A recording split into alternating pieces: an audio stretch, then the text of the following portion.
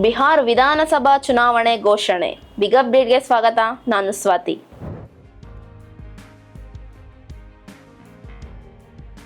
ಚುನಾವಣಾ ಆಯೋಗ ನಿನ್ನೆ ಬಿಹಾರ್ ಚುನಾವಣೆಯ ವೇಳಾಪಟ್ಟಿಯನ್ನ ಪ್ರಕಟಿಸಿದೆ. ಒಟ್ಟು 243 ಕ್ಷೇತ್ರಗಳಲ್ಲಿ 2 ಹಂತಗಳ ಚುನಾವಣೆ ನಡೆಯಲಿದೆ. ಮೊದಲ ಹಂತದಲ್ಲಿ ನವೆಂಬರ್ 6ಕ್ಕೆ 121 ಕ್ಷೇತ್ರಗಳಲ್ಲಿ ವೋಟಿಂಗ್ ನಡೆಯುತ್ತೆ.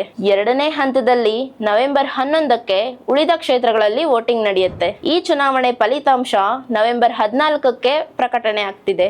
ಈ ಚುನಾವಣೆಯ ಮುಖ್ಯ ಸ್ಪರ್ಧೆ NDA ಬಣದ ನಿತೀಶ್ ಕುಮಾರ್ ಹಾಗೂ ಇಂಡಿಯಾ ಬಣದ ತೇಜಸ್ವಿ ಅವರ ನಡುವೆ ನಡೀತಾ ಇದೆ. ಪ್ರಧಾನಿ ನರೇಂದ್ರ ಮೋದಿ ಅವರು ಸಹ ಬಿಹಾರ್ನ ಪ್ರಚಾರ ಸಭೆಗಳಲ್ಲಿ ಭಾಗವಹಿಸ್ತಾ ಇದ್ದಾರೆ.